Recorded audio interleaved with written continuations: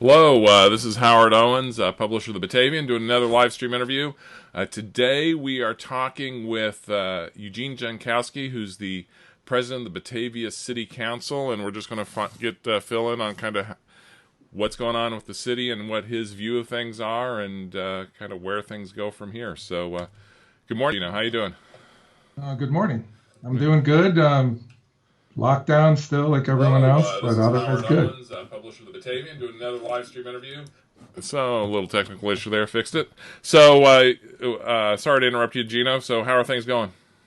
Pretty good. I'm locked down like everyone else, but I'm hanging in there, and we're finding things to do around the house. We've cleaned pretty much every closet and every cubby for spring cleaning. We got all that done, and we're just waiting to get back outside. So, kind of first of all, where do things stand for the city at this point? What are you looking at at the impact on the city? Well, there's a lot of things going on. I mean, most of the employees are still trying to get everyday things done. Their schedules have changed around a little bit. The police department, the fire department, they're working with different scheduling. So in the event that someone gets ill, it doesn't pretty much make the whole police department or fire department ill. That maybe a portion of it might get ill, but they're not going to get everybody exposed at once. So they're working some creative scheduling there, and Public Works is doing pretty much the same thing. So they're coming and going at different times so that nobody's really having direct contact with each other, or as little as possible. So that's going on. As far as economically, we don't know. We're still in a hovering pattern where we have some reserve money and for these kind of emergencies, but this is really an extraordinarily grave emergency, so we don't know how this is going to work out. The VLT money did come back, so that'll be, if they do give it to us, if the state does provide that money, they say they are, and I hope they do, that'll be offsetting some of the sales tax revenue loss. But everybody's predicting different things. I'm hoping that when it comes back, all the pent-up people staying home are going to want to travel and do things. I know I do, and they'll get out there and get out to the restaurants more than they are now, and actually go out to dinner and do things like that and help the economy, the local economy, out. But we don't know. We'll just have to wait and see. Are you getting any indication is what you're looking at as far as sales tax revenue? What kind of loss the city might be facing? It's hard to tell. Like I said, nobody's using gas, but at some point, people are going to have to. Gas sales tax is the biggest revenue that we get. So when people buy gas coming through our community or traveling on the thruway or wherever in the county, that's the kind of revenue that we get. That's our largest income. But it's hard to tell. I mean, nobody's traveling because they're not supposed to, and that's a good thing. But at some point, remember, this is a 12-month year. So we might have a really slow start. We're only into our budget year as of a few weeks now. So we might get a rough start in the beginning, but I'm hoping if we have a strong 10 or 11 months after this, I mean, it could balance out by the end of the year. It just might work out. But we don't know. Everybody's predicting doom and gloom. I like to look at a little more positive aspect. Americans, the summer's coming. We like to be free. We like to travel. We like to do our things. I'm thinking they're going to come back and go right back to the American way and be able to maybe, have some commerce going on. I think the country's thinking the same thing, but we just don't know.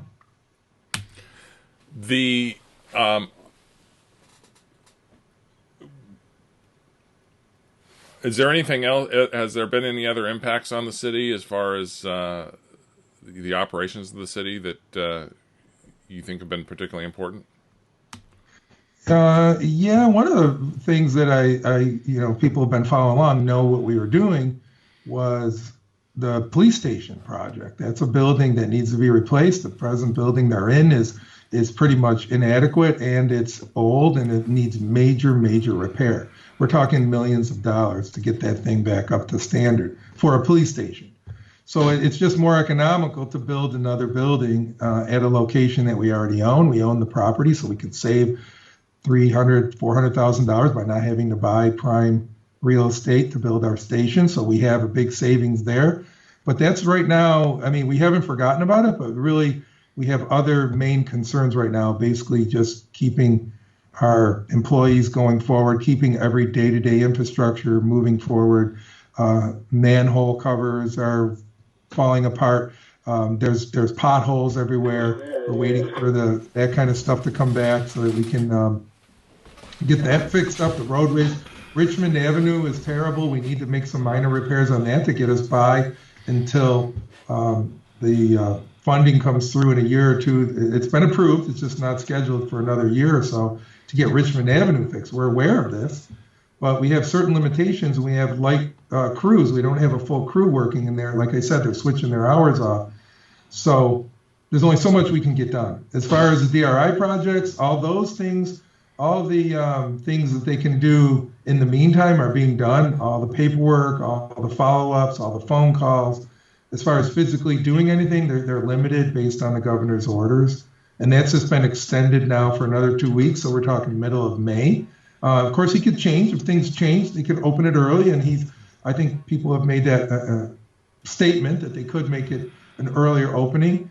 I don't know. I mean, between the federal government and our state governor, and they want to open it earlier, and the governor wants to open it later, they got to fight that out. But we on the bottom, we in the local municipalities, not on the bottom, but in the other end of the state, we're on the lower end of size. We're not a large city. We don't get the political clout that other large cities like New York and Albany and Buffalo and Rochester get. So we're going to have to wait and see. Locally, we're just doing the best we can. I mean, the community has really chipped in. They're staying home. We've had some increases in people with the coronavirus, but not on large scale like other communities have. So that's good. I mean, I appreciate the cooperation, and we hopefully can get through this and with minimal damage. That's going to be my next question. Do you think that the community responded appropriately to social distancing? And then related to that, you talked about the governor. Would you welcome a plan that gave municipalities, because what's happening in Batavia is very different than New York City, and what's happening in Batavia is very different than what's happening in Medina. Would you welcome municipalities being able to control their kind of own rollout of easing of restrictions? I would not live, I get where you're going with it, and I like the idea, but I think it should be more of a county-wide thing. I mean, if like suddenly the city of Batavia was going to branch forward and do some things, I think we would want to be on the same page as the county. I mean, because the county and us and the city are directly connected, whether people want to believe it or not. If the county is super successful and the city fails, the county is going to ultimately fail, and the vice versa goes as well. The city and the county need each other. They're the two largest political organizations in the county, and working together has always seen a better result than one trying to outdo the other.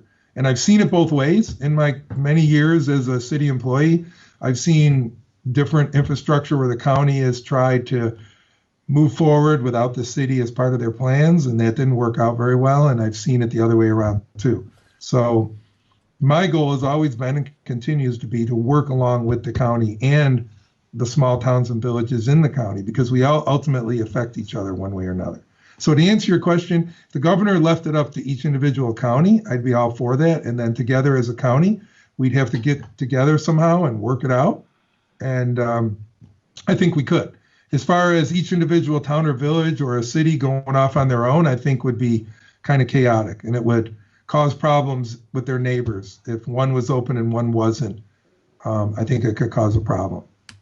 But other than that, I think it's doable. I think we need to just work together, get on the same page. I'm going to throw you a little bit of a curveball because I haven't seen anybody out there talking about this. But I read a lot of the scientific articles about this, and we know that, there's emerging evidence that the virus is spread more like being propelled, like obviously coughing and sneezing, but air conditioning and being in enclosed spaces, increases the risk a little bit. And one thing I've wondered is I'd just be curious on your thoughts, is would the city welcome, easing the restrictions on zoning to allow restaurants to have small outdoor dining areas at some point as we kind of start to roll out of this? What would you have any thoughts on that? Yeah, I would say I can only speak for myself. I can't speak for other council members, but if the project is worthy, and of course we have our Jackson Square project, which basically is what you're talking about.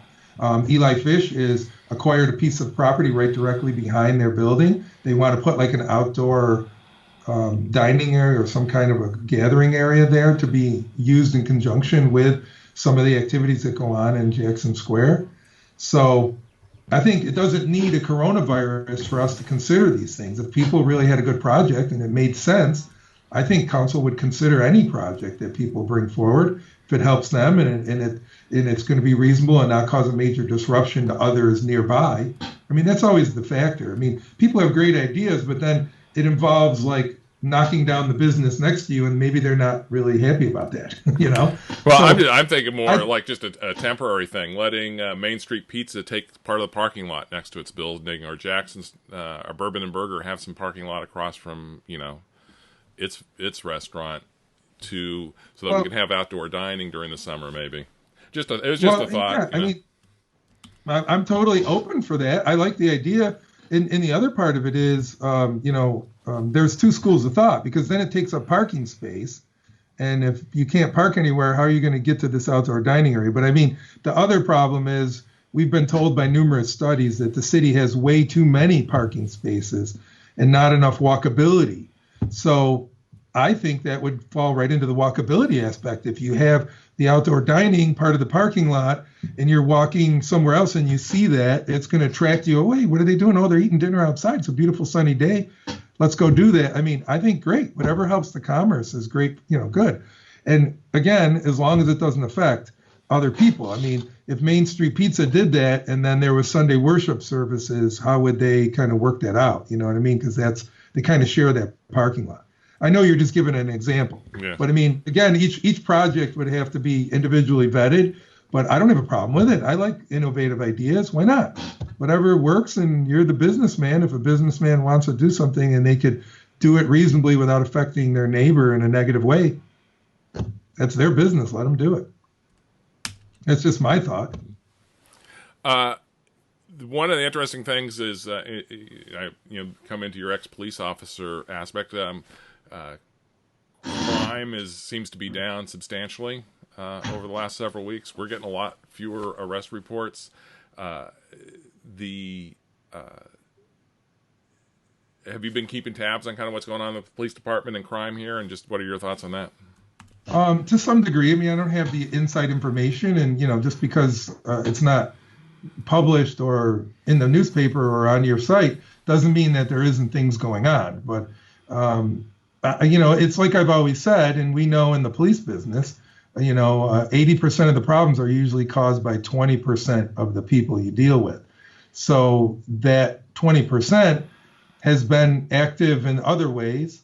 We've had a situation where an individual was ill and they didn't want to cooperate by staying home, and we had to address that situation. I don't know any names or anything. They didn't provide it. They just basically said there was a situation where an individual wasn't cooperative.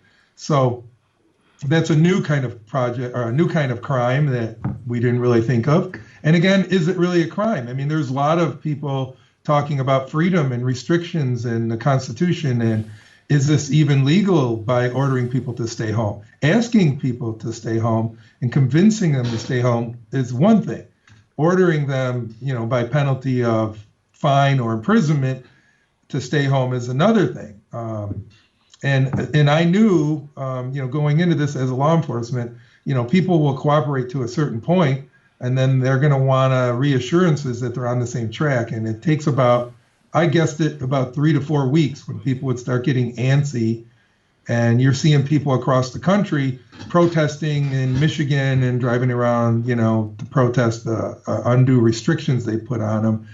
People are kind of angry about it. In my experience is people want to cooperate. You explain it to them. They're adults. They make their own decisions and they move forward. but ordering people to do something and just saying because I said so doesn't usually work, you know.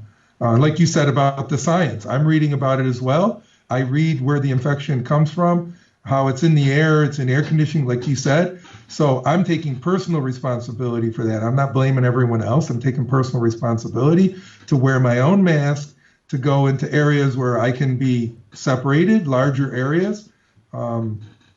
It's a personal thing, and so I don't need the governor ordering me to do this or that. I mean, give me the facts.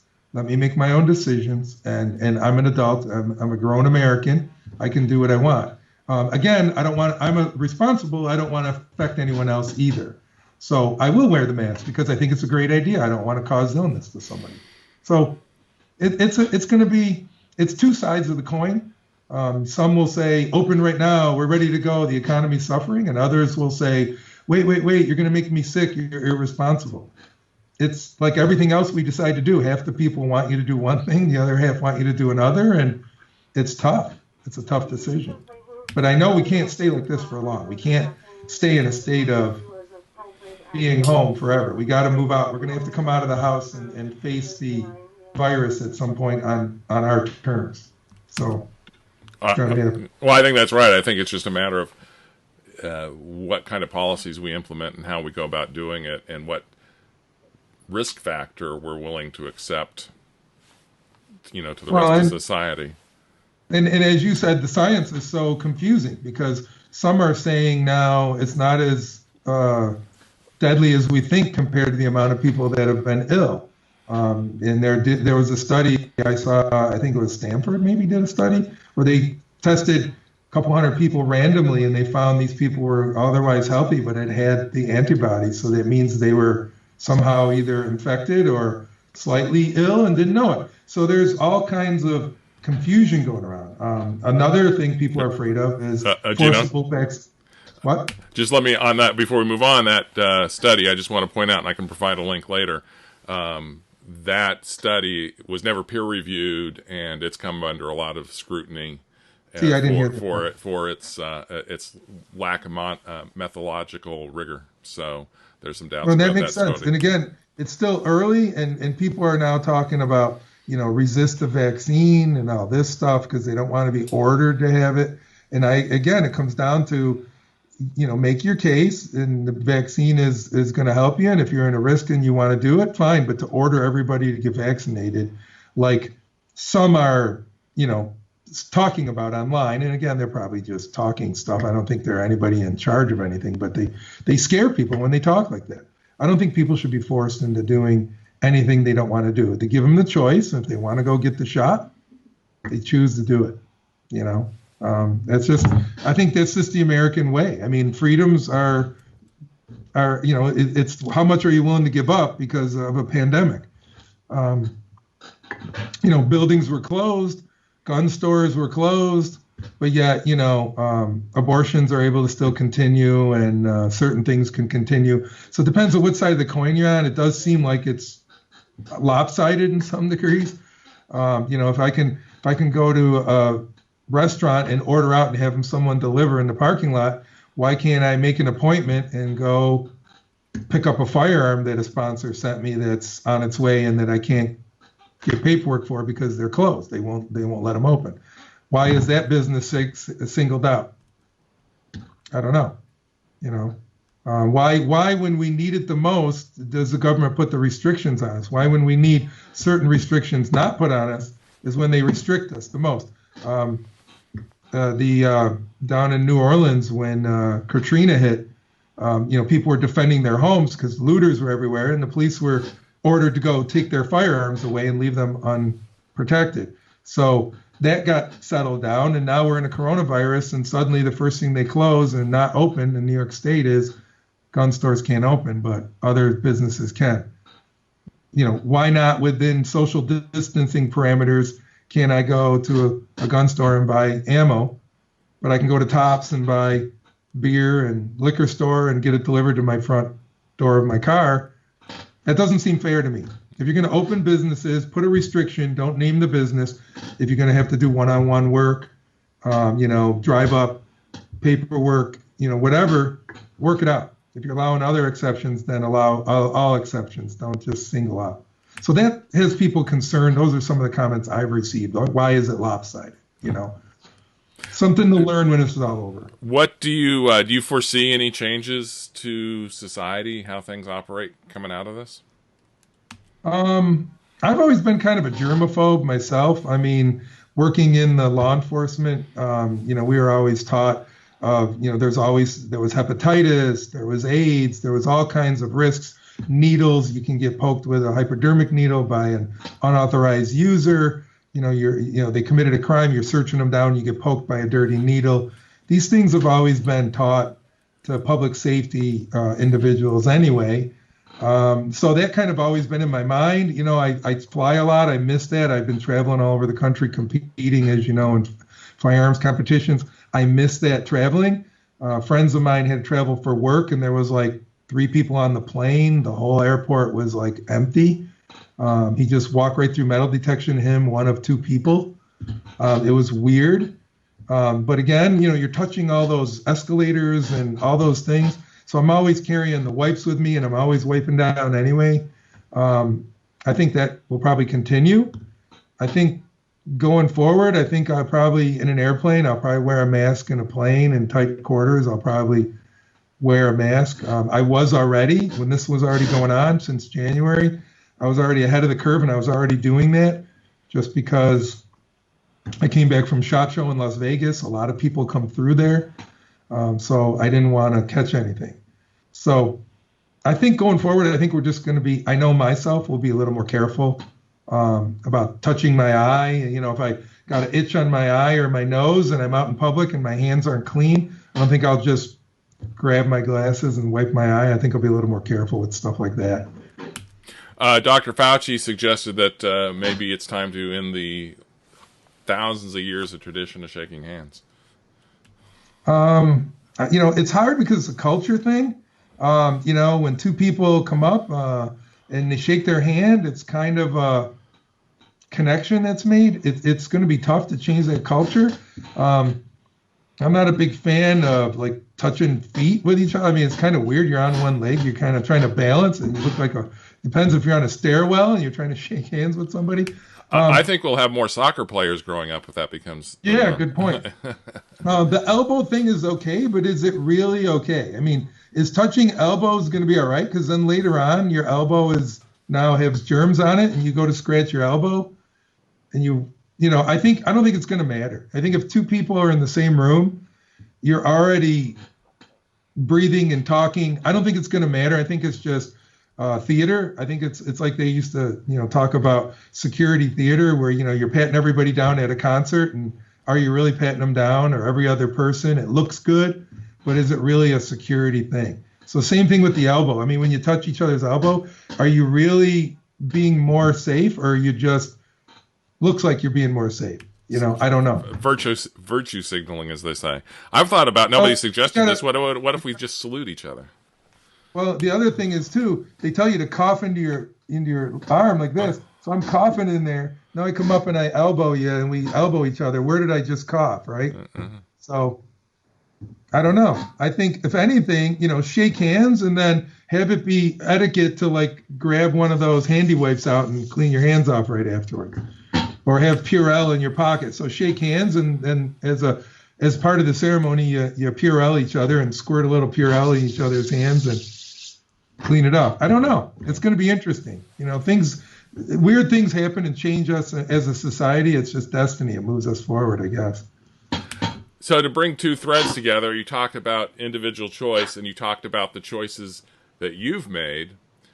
And Right. we know there are people out there that are, resistant to mask wearing and social distancing and some of the other issues that we're being asked to do as a society. What would you say? Do you have any advice for people that are on that resistant side? What would be your message to them?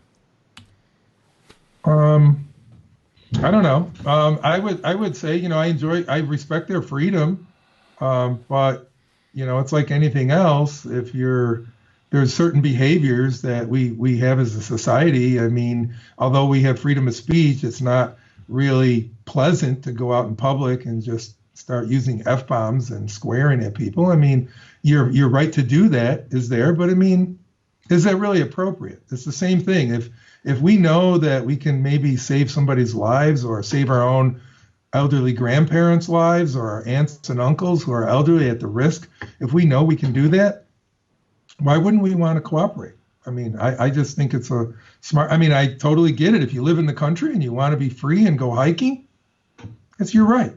But at the same token, if you're going to come into a larger populated area and be in a confined area for your protection and others, it makes sense to, at least if the science is behind it until this is over, to wear a mask and be cooperative. I get the resistance to it. Nobody's ordering you to do it. And I know the governor has given his guidelines, but at the same token, and I don't believe he's intentionally making guidelines to try to catch people into getting arrested. I think he's truly trying to help. As misguided as some of his ideas are, from my belief, I don't think it's malicious. I think he's truly trying to help in his own way. And people would have to understand that. No one's trying to take your freedoms away. They're just trying to be helpful. And I totally understand if you don't want to take that advice. I think that's their freedom to do that. But at least listen and be open to suggestions. And maybe if you can save one of your relatives' life, because some of the things I'm reading, the biggest infection is taking place between family members. And Easter was very hard. You're out there, it's Easter, you have your traditions, your family is far away or a few miles away, and you want to go visit. And is it a wise thing to do? I was fearful that after the Easter holiday, we'd see a lot of infections, because I was thinking a lot of people were finally trying to sneak out. And you're not really sneaking out from the government. You're not sneaking out from the police. You're sneaking out from Mother Nature, and you can't. If you're going to get the virus, you're going to get it, and you can argue with the virus all you want, but I don't think it's going to listen to you, right? Mm-hmm. You can argue with a human being and say, well, I just need to go to my friends because he's lonely and, whatever, I get it. But you're not arguing with me. You're arguing with a virus, and it's not going to care. So it's a little different than a tyrant. I get it, but you know where I'm going with it. I mean, if there's good reason to maybe wear a seatbelt, you don't have to make it a law. For me, it made sense. I wore a seatbelt before it was a law because I saw what accidents do. And if you don't have a seatbelt on, you're more at risk. So as a police officer, I just wore it because it made sense to me. I didn't need the law. So the same thing with the mask. I don't need a law to tell me to use Purell and to use a mask. If it makes sense and it's going to maybe give me a little bit of protection. Body armor, firearms, those were all things that protected me in my job. They were good things. I wasn't ordered to wear them. They just made good things. They made good sense to me. So same concept here. Good. Well, we've been at this about a half hour. Gino, is there anything else that you wanted to cover? I don't want to take up too much of your time. I just want to tell people that, I understand the cabin fever. It's a sunny day today. I think I'm going to go for a hike with my wife. We're going to go out in the country and take a nice little walk, maybe go to the range. I have a private range that I can go to. So get out, get some fresh air. It'll be over soon. And I totally get it. I know it's frustrating. I know it's financially hurtful for a lot of people. It is for me as well. We're in this together. And I think if we just stick it out a little longer, I think we're going to get over this. The weather's going to improve. We're going to have a great summer. And I'm looking forward to the economy bouncing back. So just hang in there. Great thing to end on, Gino. I appreciate your time. So, thank you. So this is Howard Owens at the Batavian, signing off from another live stream interview at, I believe, 2 o'clock. We're going to talk to Scott German, the county treasurer, find out what's going on with finances in the county. So tune in then and keep watching the Batavian for more news. And again, thank you, Gino. You're very welcome. Thank you. Take care.